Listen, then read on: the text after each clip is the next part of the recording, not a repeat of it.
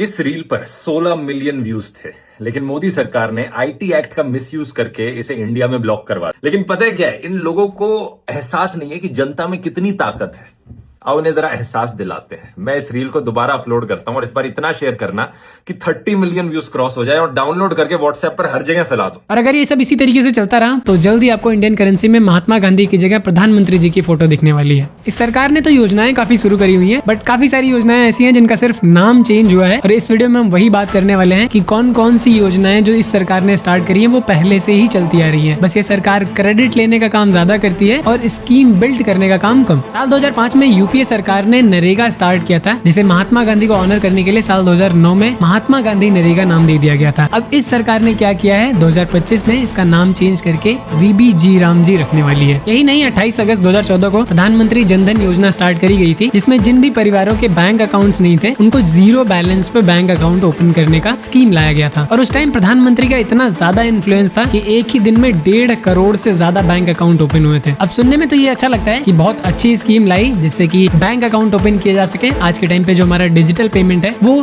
इसीलिए पॉसिबल हो पाया क्योंकि मोस्टली लोगों के बैंक अकाउंट्स ऑलरेडी हैं। बट सच्चाई ये है कि इसके ठीक 2 साल पहले अगस्त 2012 में आरबीआई ने एक स्कीम लॉन्च करी थी, जिसके तहत जीरो बैंक बैलेंस पर आपका अकाउंट ओपन किया जाएगा। आपको फ्री में एटीएम या फिर डेबिट कार्ड प्रोवाइड किया जाएगा। स्वच्छ भारत अभियान के बारे में तो सुना ही होगा। 2 अक्टूबर साल 2014 को ये लॉन्च किया गया था, जिसका उद्देश्य खुले में शौच को पूरी तरीके से समाप्त करने का था। ये भी कोई नई चीज नहीं थी। साल 2012 में निर्मल भारत अभियान शुरू किया गया था। ये इसी का एक्सटेंडेड वर्जन है, जिसका क्रेडिट भाजपा सरकार ने ले लिया। 22 जनवरी 2015 को प्रधानमंत्री नरेंद्र मोदी जी ने बेटी बचाओ बेटी पढ़ाओ अभियान शुरू किया था, जिसका उद्देश्य बेटियों की शिक्षा, सामाजिक और वित्तीय रूप से उन्हें स्वतंत्र बनाना और सामाजिक शोषण से भी बचाना था। अब ये कोई मास्टर स्ट्रोक नहीं था, बल्कि साल 2008 में ministry of women and child development ने national girl child day programme start किया था। ये बस वही है और कुछ नहीं है। मेक इन इंडिया जिसे साल 2014 में स्टार्ट किया गया था, इसका पर्पस ये था कि जो मैन्युफैक्चरिंग सेक्टर है उनको बढ़ावा देना है। ये भी कोई नई चीज नहीं थी, क्योंकि साल 2011 में नेशनल मैन्युफैक्चरिंग पॉलिसी बनाई गई थी, जिसका भी सेम मोटिव था। फरवरी 2016 में प्रधानमंत्री फसल बीमा योजना सरकार के द्वारा लॉन्च किया जाता है, जिसका मेन मोटिव ये था कि जो फार्मर्स की इनकम है उसको स्टेबलाइज किया जा सके। क्योंकि होता ये था कि जब फसलें बर्बाद हो जाती तो किसानों को लोन उठाने पड़ते थे, फिर उनको चुकता नहीं कर पाते थे। ये सारी प्रॉब्लम्स को कम करने के लिए ये बीमा योजना स्टार्ट करी गई थी। इस स्कीम को सुनने के बाद मुझे लगा चलो सरकार ने किसानों के लिए कुछ तो किया, बट इसके ठीक 5 साल पीछे जाने पे पता चलता है कि एक संशोधित कृषि बीमा योजना 2010-11 में ऑलरेडी चल रही थी। बस करंट सरकार ने इसका नाम चेंज किया है और कुछ भी चेंज नहीं हुआ है। अभी भारत में जो 80 करोड़ लोगों को फ्री का राशन मिल रहा है, ये भी इस गवर्नमेंट की देन नहीं है, ये भी पिछली सरकारों की ही देन है। ऐसी कई योजनाएं हैं जो पिछली सरकार द्वारा शुरू की गई हैं। इस सरकार में बस नाम चेंज हुआ है ताकि क्रेडिट लिया जा सके।